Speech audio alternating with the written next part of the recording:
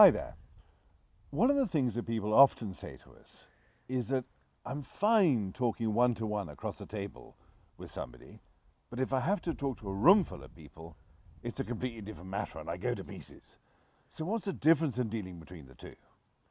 Well, one thing that might surprise you is that there's surprisingly little difference. Well, first of all, he's Michael and I'm Helen, And we are the Presentation Maestro. in our own special way. But yes, surprisingly little difference, and in fact both are very conversational or need to be conversational. One-to-one is likely to be interactive, two-way conversation, and to a bigger group, well, a small group or a bigger group, it's more of a one-way conversation but still very conversational. And we've got 3 tips for you on how to make the difference less of a difference. And the first one is we'd encourage you to be natural, but plus a couple of clicks. So what do we mean by that?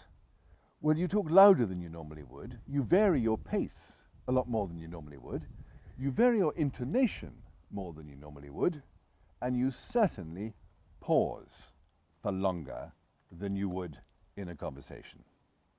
So it's still you, but it's a slightly heightened version of you. So that's the first tip. The second one, Well, that one is all about volume.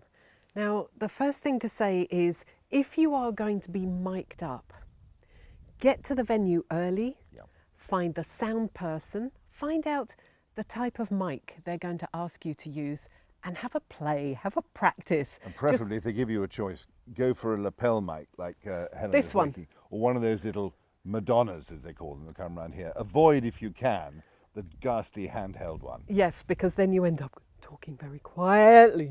Yeah. They're a bugger. I'd avoid them. Okay, so that's if you're being mic'd up, get there early, find the sound person, play with the equipment, make sure you're comfortable. But if you're not being mic'd up, Then you have to talk a lot louder than you think you might. We're all used to talking at a conversational tone most of the time. And about the only time we really get our volume up is if you're in a rugby crowd or football crowd or something, yelling for your team. Most of the time we don't raise our voice. or in a bar trying to chat someone up.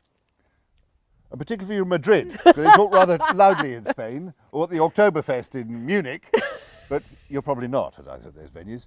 And so you'd have to talk louder. And as a rule of thumb, we'd say over about 20 or 30 people, you probably have to about double your volume. Yeah.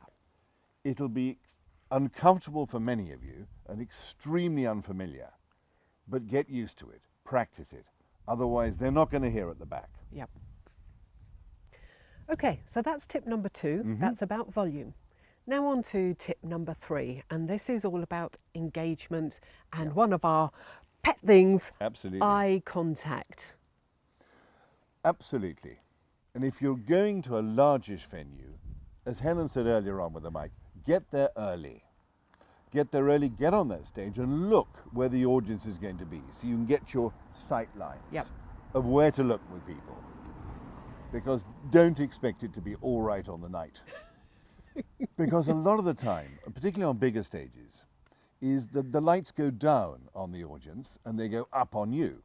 And you'll just be looking out in blackness. And it's pretty unnerving.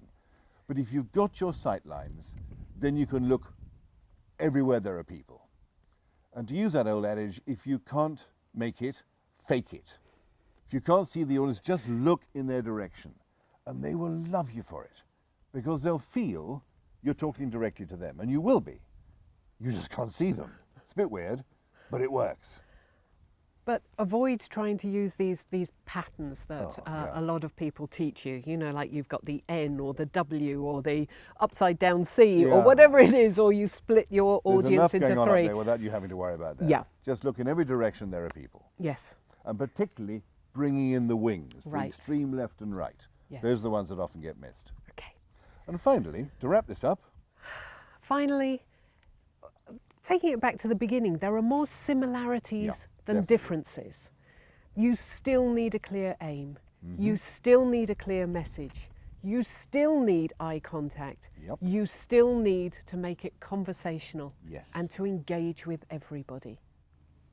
Hope you found that useful. See you on the next one.